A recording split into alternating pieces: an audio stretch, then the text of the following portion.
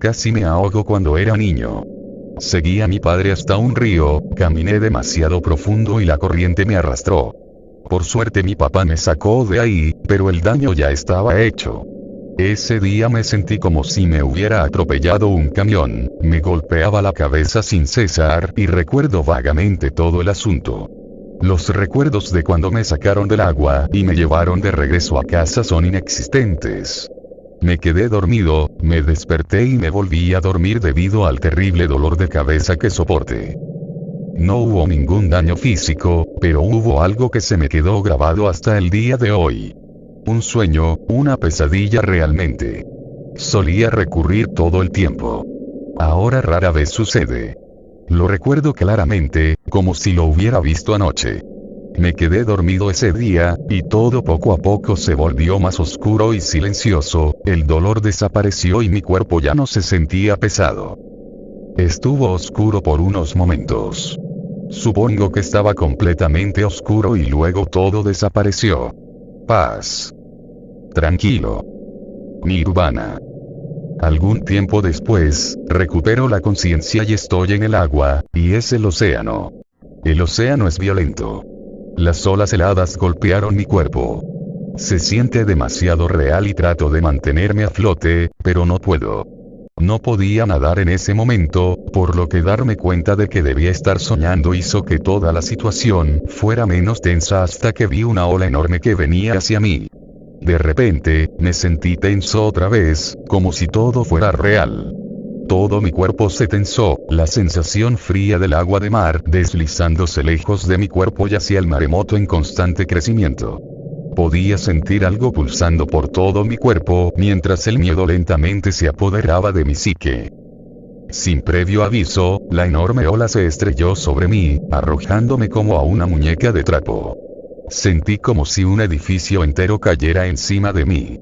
No podía hacer nada porque todo a mi alrededor se retorcía y giraba en un tornado acuoso. Me dolía todo el cuerpo, intenté gritar pero en lugar de eso, me llenó la boca de agua salada. El sabor era demasiado real para un sueño. Sentí la corriente oceánica llenando mis fosas nasales. Todo, desde mi nariz hasta mis pulmones, se incendió. Sentí que me hundía más y más, pero la pesadilla no parecía terminar. Seguía adentrándome cada vez más en las profundidades del océano. El agua seguía llenando mi cuerpo, haciéndome retorcerme y moverme de dolor. Eso no ayudó mucho, sentí como si el océano me aplastara. Ni siquiera podía mover mi cuerpo. Todo esto se sintió como una experiencia extracorporal. Sin embargo, mi respiración nunca cesó porque seguía sintiendo que me hacía más pesado cada pocos momentos.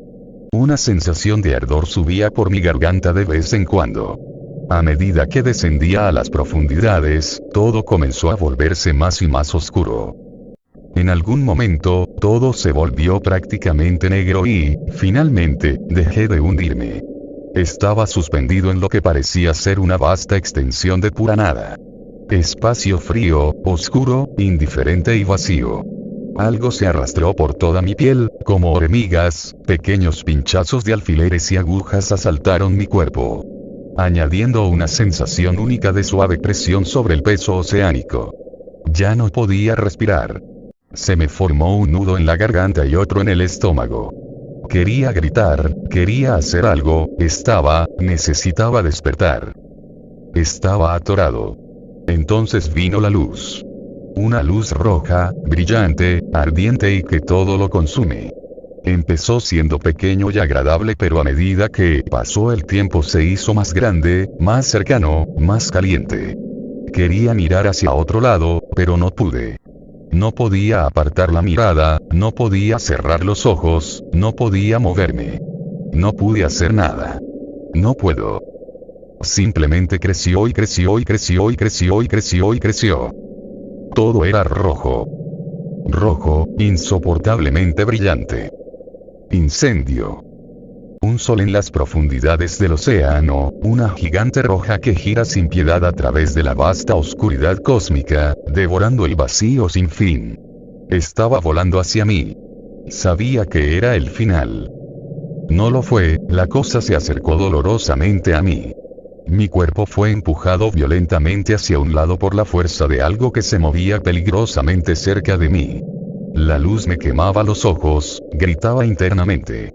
Entonces la luz se movió a mi lado y vi la fuente. Una cabeza enorme, no sabía que había cabezas tan grandes.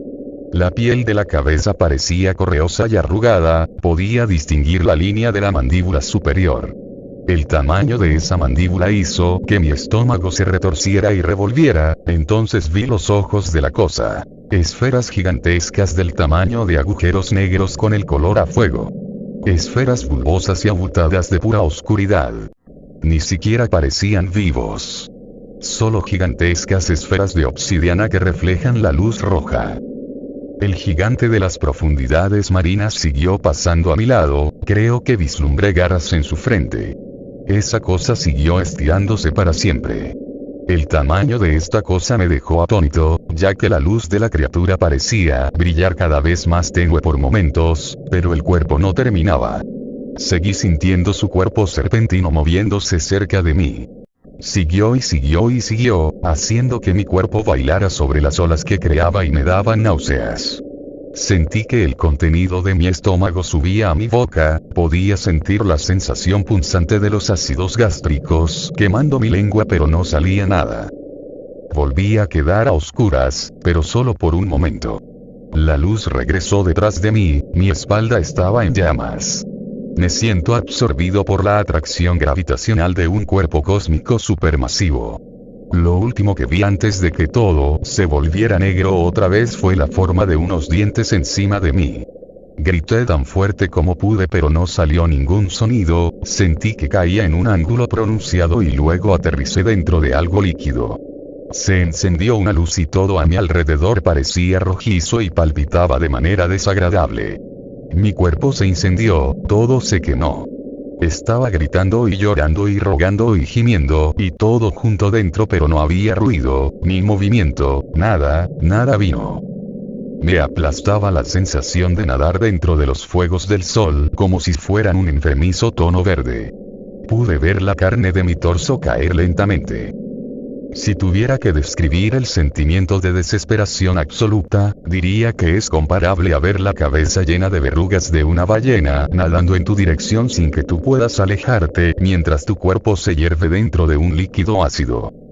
Eso es lo que vi en ese momento, y sentí como si me estuvieran quitando la piel, mis músculos siendo arrancados trozo a trozo, y cada centímetro de mis huesos siendo rotos y molidos hasta convertirlos en polvo, mientras mis órganos internos eran apuñalados y electrocutados simultáneamente.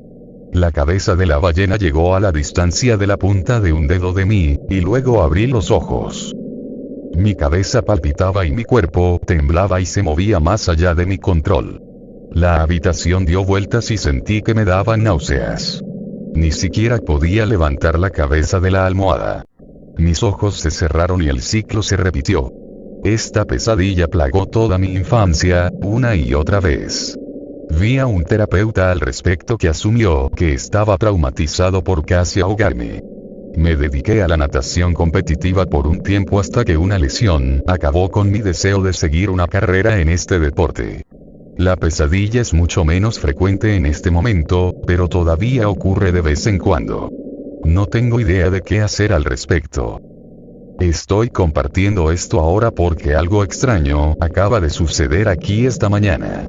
El cadáver de una ballena jorobada apareció en la costa. Estaba en una condición muy extraña. Todo parecía fresco, pero le faltaba su cabeza, parece como si algo le hubiera arrancado la cabeza. Seguramente, no hay nada en la naturaleza que pudiera haberle hecho eso a una ballena jorobada. Son demasiado grandes, ¿no? A menos que haya algún leviatán en las profundidades, uno tan monstruoso que podría servir como combustible para pesadillas.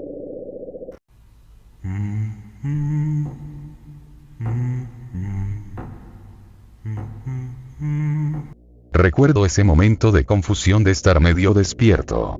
Bostecé, pestañeé y moví mi boca mientras miraba con ojos adormilados el techo oscuro. Había algo extraño, sentía que había cabello en mi labio y, al querer agarrarlo, sentí un tirón resbaladizo en mi garganta, y en unos 3 segundos se deslizó por mi cuello. Preocupado y confundido, me levanté mientras la luz de la luna entraba por la ventana. ¿Qué diablos era esa cosa? ¿El cabello de una chica desconocida? No, era algo más delgado, más suave y un poco pegajoso. De repente, me sentí mareado mientras pensaba que eso era probablemente un hilo de araña. ¿Acaso me tragué una araña mientras dormía? Dios. Me levanté esa noche, negándome a volver a dormir, pero la luz del día disipó mis temores tontos. Si me había comido una araña, estaría muerta por el ácido estomacal que generosamente había sido donado por mi noche de ansiedad. Pasaron unas semanas, y casi me había olvidado de aquel accidente. Me di cuenta de que, muy lentamente, empecé a tener problemas para hacer ejercicio en mi ritmo habitual. No podía dormir bien, incluso me sentía mareado. Pensé que podría ser culpa de la temporada del clima o algo alérgico, pero intenté ignorarlo hasta que me quedé dormido en el trabajo, y mi jefe me dijo con severidad que fuera a hacerme ver con un doctor. Nunca fui a ver a un doctor, pero estaba cansado de estar cansado, por lo que tuve que ir al final. Me senté en una silla cerca de la oficina y esperé un buen rato. Pensé que el doctor probablemente no tenía respuestas para mí, después de todo, a ellos no creo que les importe del todo estas pequeñas molestias. Aún así, estaba esperando a que me diesen una receta o algo así. Me quedé quieto mientras la enfermera hacía todas las pruebas habituales. La presión, el pulso, y así sucesivamente. Nada parecía fuera de lo normal. Ella se fue, y yo me quedé esperando un poco más. Finalmente, la doctora entró y me saludó sin mirar. Ella preguntó por mis síntomas, asintió con la cabeza un poco, y utilizó un estetoscopio para escuchar mi pecho. Entonces frunció el ceño. Puede que sea una alergia o incluso asma. Suena un poco áspero. Eso fue lo que pensé, le dije, he estado atormentando mi cerebro. Demonios, por un momento pensé que me había comido una araña. Ella me miró haciendo contacto visual conmigo por primera vez. ¿Te comiste una araña? Mientras dormía, creo. Ella vaciló. Hay una nueva infestación de arañas africanas. Creo. Hubo un par de malas reacciones por las picaduras. No sé, pero si una araña te hubiese mordido el esófago o el estómago, no lo hubiese sentido, pero aún así te podría haber causado una reacción. Vamos a hacerle un análisis a los tejidos blandos. Confundido y preocupado, pero esperanzado, seguí su consejo y me fui al otro lado del complejo para hacerme el análisis. La larga cola me permitió leer cada revista en la pequeña sala de espera antes de que finalmente me llamaran. Seguí a la encargada cautelosamente al área de radiología. Había visto esto en la tele, pero la experiencia fue mucho más intensa de lo que parecía. Tuve que permanecer inmóvil por un rato, luchando contra todo tipo de impulsos de rascarme, estornudar o toser mientras esperaba. Para el momento en que se había acabado, sentí una gran acumulación de tos queriendo salir. La sonriente encargada entró y me dijo que lo hice bastante bien, y empezó a revisar los resultados. Al fin suspiré, había terminado. Es hora de levantarme y salir de aquí. Otro encargado se asomó por la puerta. Había un doctor detrás de él. Ambos llamaron a su colega, y yo me quedé solo por un momento. Me levanté y los observé hablando en voz baja ahí afuera. Los tres se me acercaron. Necesitaremos que venga con nosotros rapidísimo. No es una emergencia, solo tenemos que hablar contigo en privado. Sintiéndome acalorado por mi tos, los seguí a un pequeño cuarto donde me pidieron que me sentara y me entregaron un bote de basura biológica. Quiero que cierres los ojos y tosas en este bote, ¿de acuerdo, hijo? Me dijo el doctor con un tono tembloroso, y hagas lo que hagas, mantén tus ojos cerrados, es importante que no veas por razones radiológicas, a través de la máquina de rayos X. Sí, la máquina. Dijo el encargado, tragando. Sus miedos hicieron que mi pulso se acelerara, pero yo estaba más que listo para comenzar a toser para aliviar el dolor en la garganta. Inclinado sobre el bote de basura, tosí secamente, dejando escapar alientos de asfixia interminables, los cuales parecían estar llenos de polvo y partículas raras. ¿Será que habría inhalado accidentalmente algo radioactivo de la máquina? Seguí tosiendo. Sentí un pequeño gusto a sangre. Hice una pausa. Inhalé y exhalé. Me insistieron en que siguiese tosiendo, con sus voces temblando y sutilmente disgustadas. Vamos, solo un poco más, hijo, me dijo el doctor. Sus manos temblaban en mi hombro. La última tos parecía espasmar mi cuerpo entero, y sentí unas partículas coaguladas subiéndose por mi garganta y finalmente escapando. Escupiendo y exhalando más aire por mi boca, logré sacar lo último de mí. Sintiéndome mucho mejor, cometí el error de relajarme y abrir mis ojos. El doctor vio que yo estaba mirando abajo y agarró fuertemente mis hombros. No entres en pánico. Ya estás a salvo. Es solo que, vimos la nota sobre una araña que te comiste y observamos tu estómago, pero tu estómago estaba bien, a ellos les atrae el aire en movimiento, verás, te hizo redes y puso huevos, cientos de ellos en tus entrañas. Asustado, asentí y me sentí incapaz de hacer otra cosa que mirar esa gran pila de arañas bebés agitándose en el fondo del bote de basura.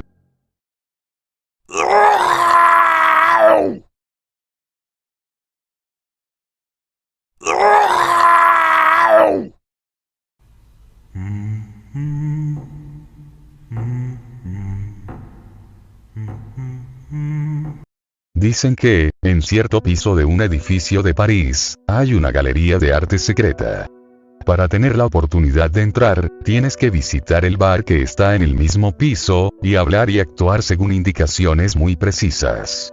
Dentro de la galería están las 13 obras perdidas que Henri Beauchamp pintó antes de morir. 12 con la sangre de 3 niñas vírgenes. La última, con su propia sangre. En París, capital de Francia, en uno de los pisos de un edificio cuya ubicación muy pocos conocen, está un pequeño bar que esconde grandes secretos. Si vas de noche y tienes la suerte de encontrar al barman indicado, podrás entrar a la exclusiva galería, en donde todavía perduran las magistrales y malditas 13 obras perdidas que el artista Henri Beauchamp pintó antes de suicidarse.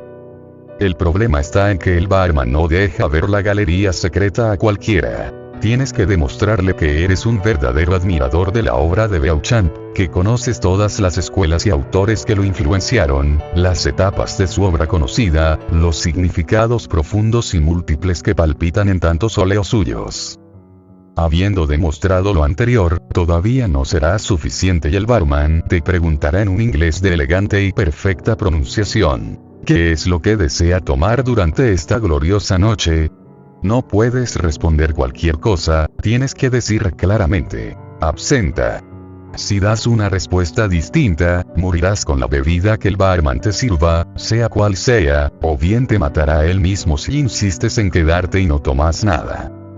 Bien, ya has optado por la absenta, ahora te preguntará cuál tipo de absenta quieres, y entonces dile: la bebida que aquel señor no soportaba tomar, o bien la buena absenta, la mejor absenta. Si respondes de otra forma, no perecerás pero tampoco verás la galería, y además te servirá una absenta que te producirá pesadillas insoportables por 13 días, tal y como el número de sus obras perdidas. No pienses que se trata de pesadillas comunes. La última pesadilla, la del 13º día, te atormentará el resto de tu existencia, volverá una y otra vez, haciendo que pases muchas noches en vela, con gotas de frío sudor y esas palpitaciones veloces que te agitan cuando abres los ojos, y nada te aterra más que la idea de volverlos a cerrar. Distinto será si dices lo indicado, pues entonces el barman te dirá: asegúrese de tomarse esto con cuidado. Esto es lo más fino, lo mejor. Cuando oigas esas palabras dile: sobreestimé mi fortaleza, tenga usted una buena noche. Aquí llega el momento crucial. Si el barman asiente, con palabras, gestos o ambas cosas, puedes retirarte por donde entraste y nada pasó, o bien puedes proseguir en tu determinación, por contemplar lo que a pocos ojos ha espantado y deslumbrado a un mismo tiempo. Si decides continuar, el barman te dará un vaso especial que tiene 7 lados giratorios, esto es, que cada una de las 7 caras está rotando. En este caso, lentamente. También te dará una cuchara especial de esas que se usan para absenta, aunque esta tiene la particularidad de tener la forma de una llave, viniendo a estar los agujeritos, a través de los cuales cae el dulce del cubo de azúcar que se coloca encima de estas cucharas, en la cabeza de la llave, o de la cuchara.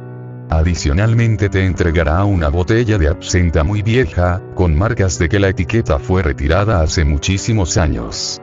La cuchara que el barman te ha dado será plana y tendrá un lado con ranura, no en la cabeza, y otro sin ranura. Tú debes poner el mango hacia abajo para que la ranura se oriente hacia abajo, pues en caso contrario tu absenta se tornará agria, tu nariz se quemará y verás cosas horrendas a causa del contacto con la bebida agriada. Con la cuchara en la posición correcta, prepara la absenta como se hace, poniendo el cubo de azúcar en la cabeza con hoyos y vertiendo el alcohol sobre el cubo para que se disuelva y la bebida vaya tomando sus especiales propiedades. Al terminar, cuando el vaso esté casi lleno, di salud y tómate todo hasta el fondo, de una sola, aunque te quemes la garganta como si eso fuera ácido. Al terminar tu bebida, si la tomaste de la manera indicada, se apagarán todas las luces de golpe y la oscuridad se apoderará del bar. No debes asustarte con esto, más bien regocíjate porque significa que has sido aceptado, pero guarda silencio, excepto si el barman te habla. Después de 2 o 3 minutos en las tinieblas, verás brillar una luz verde por debajo de una puerta del bar, ubicada en una de las paredes más alejadas de la barra. No se trata de un truco preparado al estilo Disney World. Es el más allá, interactuando con nuestra realidad en una forma mágica, revelando su esplendor en ese espacio de excepción causal que es el bar en que estás. Pero la cosa no acaba allí. Aparecerán pequeños orbes flotantes de luz verde, y el verde inundará todo el lugar. En ese instante el barman se desvanecerá, no habrá nadie a tu alrededor, y te percatarás, quizá con los escalofríos subiéndote por la espalda, de que allí, desde que pasaste bajo el condenado marco de la puerta de entrada, no ha habido más hombre vivo que tú. Quizá pierdas el juicio una vez que el barman se haya desvanecido, porque podrías cuestionarte si aún permaneces en la dimensión de los vivos. ¿Fue real el alcohol que te tomaste? ¿Es todo eso un sueño? ¿Un fantasma te sirvió absenta? Una de las mejores explicaciones que podrías pensar, si acaso has leído algo del tema, es la de que todo lo que viviste en el bar y estás viviendo no es un sueño, como tampoco estás muerto y tampoco un fantasma te sirvió absenta. Has estado en el plano astral, en aquella zona del plano astral que se superpone con el mundo real, una zona que se experimenta como se experimenta un sueño, pero con más intensidad, y en medio de un entorno que permanece casi tan estable como la realidad, aunque da cabida a las situaciones fantásticas, y a veces aterradoras del mundo espiritual.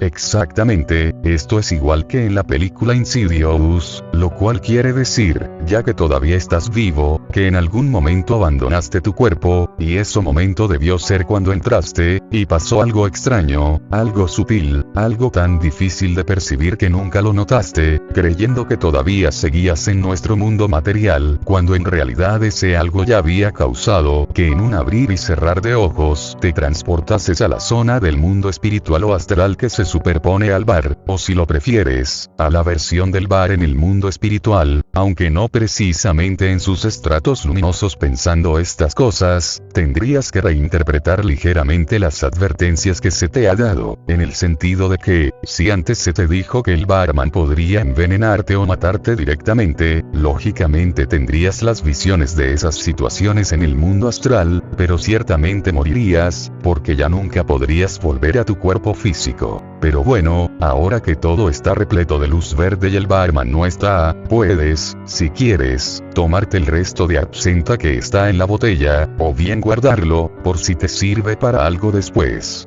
Hagas lo que hagas con la absenta, tienes que agarrar la cuchara con forma de llave y colocarla en la cerradura de la puerta, en donde apareció por primera vez la luz verde. La cuchara llave entrará perfectamente, la puerta se abrirá y tú entrarás. Allí adentro verás un pequeño ascensor y, parada junto a la puerta del mismo, una mujer de belleza deslumbradora, quizá la más hermosa que hayas visto y vayas a ver a lo largo de toda tu existencia. ¿Vas para arriba?, te preguntará la mujer, y tú le dirás que sí y entrarás al ascensor, donde ella te mirará a los ojos y, como si fuera un tema del que sabes mucho, te preguntará con soltura: ¿de qué forma compararías el surrealismo de Beauchamp con el de, digamos, René Magritte? Sepas o no lo suficiente como para dar una buena respuesta, debes evitar el tema y decirle: esta noche he venido a ver más que arte. Si no lo dices, la luz verde, que sigue impregnándolo todo, desaparecerá, las puertas del ascensor se azotarán estrepitosamente, y el ascensor caerá a toda velocidad, sumiéndote en una oscuridad cada vez mayor, cada vez más inundada por los gritos de las almas condenadas. También, mientras caes verás la progresiva y aterradora transformación de la mujer. Sus ojos de ensueño se volverán negros cual ojos de demonio. Su piel blanca como armiño se llenará con llagas y gusanos, y sus cabellos se transformarán en finos tentáculos de energía oscura. En cuanto a ti, quedarás preso en el infierno hasta que la misericordia de Dios te salve, si acaso te salva, mas no tienes que temer, pues darás la respuesta indicada, y el elevador ascenderá lentamente mientras la lumbre verdosa va retirándose para dar paso a la suave luz de la luna. Al salir del ascensor, verás ante ti un antiguo salón con un cartel de Henri Beauchamp en la parte izquierda de la pared opuesta a aquella por la cual entraste al dejar el ascensor. Si quieres y sabes francés, sería bueno que te acerques al cartel y lo leas para saber algo sobre Beauchamp.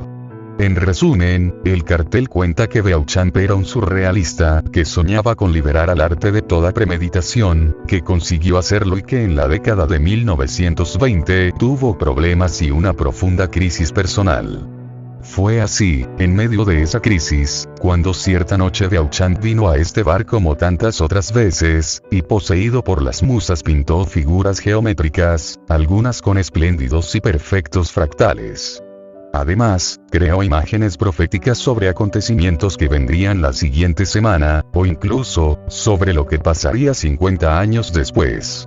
Esas sorprendentes pinturas aparecieron al día siguiente en los diarios y fueron aclamadas por los críticos de arte.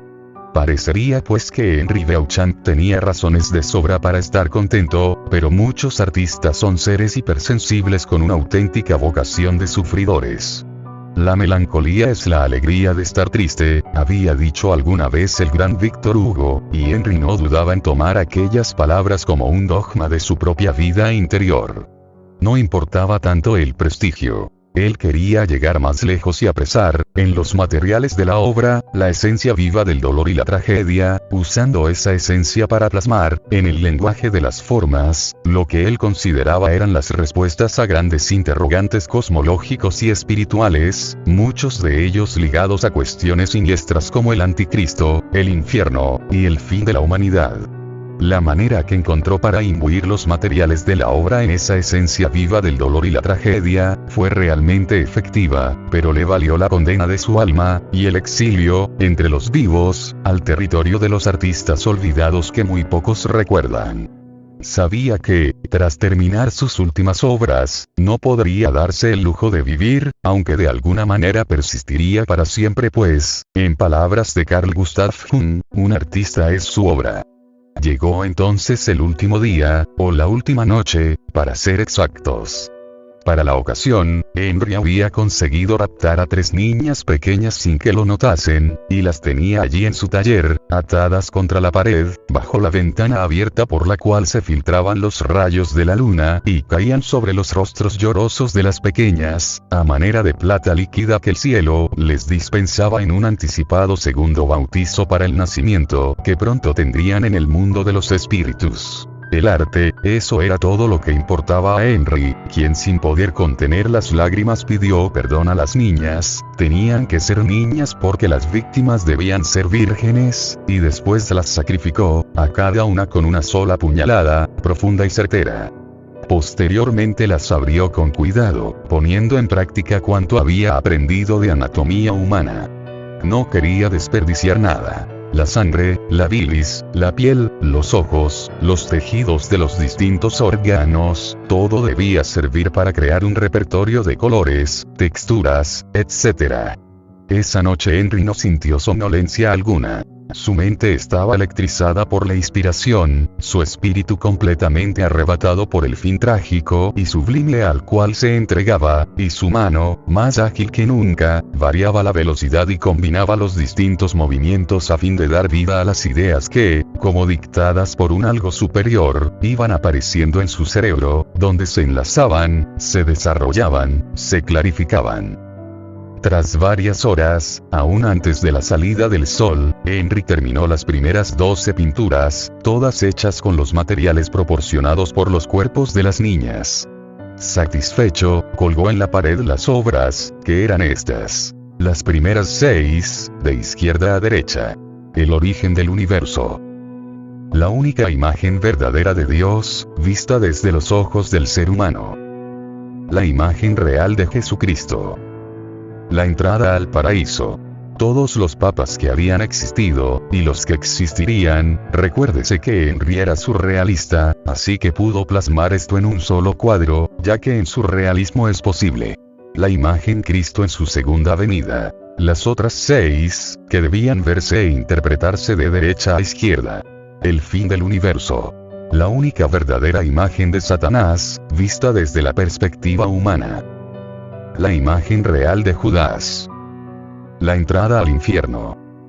Una imagen que representaba a todos los humanos que habían pactado con el diablo. La imagen del anticristo en su segunda venida. Pero y bien, ¿qué pasó con la 13ª de sus últimas obras? ¿Con qué materiales la pintó? Ya se dijo que Henry no podría seguir viviendo tras su crimen, así que se suicidó, pero de una forma horrenda y lenta. Primero se drogó para resistir el dolor y conservar la lucidez, y después se cortó a sí mismo, en tantas partes, y con cortes tan profundos, que con total seguridad moriría desangrado antes del amanecer. Así, en sus últimos momentos, Henry era un ser monstruoso y penoso, que tenía expuestas las vísceras y metía el pincel en sus heridas, se arrancaba tiras de piel, e incluso trozos de carne, todo a fin de sacar de su cuerpo agonizante materiales para terminar el último cuadro. Fue difícil, pero Henry terminó todo antes de que la muerte le arrebatara el pincel. La obra, grande, misteriosa y aterradora, está colgada en la misma sala que las otras 12, pero volteada y con un letrero en 3 idiomas. En la mitad, letras en latín. Arriba, escritura en el supuesto idioma de los serafines. Abajo, runas demoníacas. Lo que está en latín, lo único inteligible, dice traducido al español. No tocar. Sobre la naturaleza de esta última obra, únicamente se sabe que es un tipo de collage, y que el alma de Beauchamp está vinculada a ella, por lo que sigue penando en el piso del bar que esta noche conociste, un piso que fue suyo, y donde todavía permanece oculta la galería en que mató a las niñas y colgó sus últimas obras. Entonces, ahora que estás allí, ¿intentarías buscar la entrada secreta a la galería? Si entras, si ves la 13ª obra, si vuelves para contarlo, no olvides decirnos qué fue lo que viste, porque habrás sido el primero en volver para contarlo. ¿No sabes cómo encontrar la entrada? ¿Te queda algo en la botella? ¿Quisieras probar a buscarla quizás con una copa de absenta?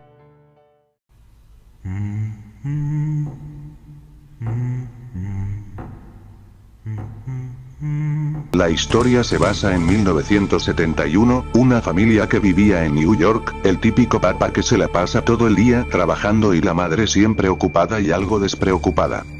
Esta peculiar pareja tenía un niño de 8 años llamado Billy. Él es muy callado, saca notas regulares en el colegio y no tiene ningún amigo. Él es fanático de Disney y su personaje favorito es el pato Donald. Un día la mamá, haciendo la limpieza, descubre a Billy charlando solo en su habitación, y la mamá, sin saber qué pensar, le comentó a su esposo. Este le dijo que no había de qué preocuparse y con una gran sonrisa le dijo: todos tuvimos amigos imaginarios alguna vez, no te preocupes mujer. Ya más tranquila, la mujer decide ir a la habitación de Billy a darle un beso de buenas noches. Y fue grande su sorpresa cuando vio a su hijo Billy mirándose fijamente en un espejo que tenía en su habitación. Su cara se veía desencajada, sus ojos parecían desorbitados, además estaba solo y hacía como unas señas con las manos lentamente. La mamá, desconcertada y muy asustada, le dice: Billy, Billy. El niño parpadea lentamente y se da vuelta hacia donde está su madre diciéndole: sí, mamá. ¿Con quién hablas, hijo? Dijo la madre buscando con miedo a otra persona en la habitación. Con mi amigo Donald, contestó el niño con una enorme sonrisa que parecía fingida en su rostro. Donald, ¿tu amigo imaginario? Dijo la madre con un ligero escalofríos en su cuerpo. Sí, pero no es imaginario, mamá, contestó molesto el niño. La mamá, confundida, tomó a su hijo de sus brazos y lo acostó en su cama. Le da el beso de las buenas noches, espera que quede profundamente dormido para irse a tomar un baño antes de dormir. Al día siguiente, la señora intenta contarle lo sucedido al padre del niño, pero este no la deja hablar porque tiene que estar temprano en el trabajo y le avisa de que llegará muy tarde a la casa. Billy y su mamá se sientan a comer. Y la madre comienza a pensar que le estaba sucediendo a su hijo era una cosa de niños, y decide seguirle la corriente. Billy, mi amor, ¿en dónde vive tu amigo? El niño levanta la mirada lentamente y le dice: él vive en los espejos. La mamá frunce el ceño y sonríe pensando que solo son cosas de niños. En eso el niño le dice: él te conoce. La señora sonríe y le dice: ¿ah sí? Sí, me dijo que anoche te miró cuando te bañabas. La madre quita la sonrisa de su rostro al acordarse que cuando ella se estaba bañando, Billy estaba bien dormido. Lo que le parecía gracioso es que se estaba empezando a poner muy tétrico. Pasaron los días y la madre empezó a preocuparse más por Billy y le puso más atención. Notó que tenía varios moretones y rasguños en los brazos y en el cuello. La madre asustada le preguntó qué le había pasado y el niño asustado le susurró en el oído: Donald no quiere que hable contigo. La madre se asusta y busca a un psicólogo para saber qué era lo que le estaba pasando a su hijo. Pasaron varias semanas y el psicólogo le comentó a la madre que era normal en los niños que necesitaban atención. Se crean amigos imaginarios para llamar la atención de los padres y también suelen hacerse daños físicos, es por eso que trae moretones y rasguños. La mamá, cansada de las niñerías de su hijo, le dice que si encontraba otra herida o moretón lo iba a castigar. Al llegar a casa, Billy se acuesta en su cama y se duerme. La mamá hace lo mismo y al cabo de un rato la despiertan unos gritos muy fuertes de Billy. Mamá, Donald está aquí. La mamá, sobresaltada, corre al cuarto de su hijo y al no ver nada se molesta y le grita: te dije que dejaras esos juegos, se acabó, no saldrás de aquí hasta que pienses en todo lo que estás haciendo. Encerró a Billy en su habitación. Mientras el niño golpeaba más fuerte la puerta gritando: mamá, abre por favor, es verdad, me matará mi amigo Donald. La madre, firme en su palabra, decide encerrarlo y no abrir la puerta hasta que su padre vuelva a casa para que pueda ajustar cuentas con Billy. Después de unos 30 minutos los gritos, golpes y alaridos se dejaron de escuchar, y solamente se escucha paz en la casa. La mamá piensa que se ha quedado dormido. Y al llegar a la hora de la cena, le grita a su hijo para que baje a comer, pero este no sale.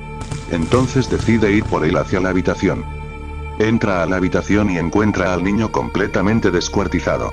El cuarto era un río de sangre, las manos del niño no tenían uñas, la lengua estaba tirada en el piso, tampoco tenía ojos ni dientes, parecía que lo hubiesen golpeado brutalmente con un martillo. La mamá estaba muy asustada y alterada de ver a su hijo en ese estado y ella se voltea hacia el espejo, dándose cuenta de que hay una figura en el que se va aclarando cada vez más. Hasta que se forma por completo la cara del pato Donald. Pero no era el Donald común, su mirada y su piel era blanca, sus ojos eran negros como si estuviesen unidos. Su cara no expresaba ningún gesto hostil, y tenía unas pequeñas pupilas azules que la miraban fijamente. La mujer murió de un infarto. El padre se volvió completamente loco, pero no solo por el hecho de que su familia haya muerto, sino porque días después, conocidos de este señor le dieron el testimonio que el señor les había contado. En el retrovisor de su coche, veía la cara diabólica de un pato que lo miraba fijamente.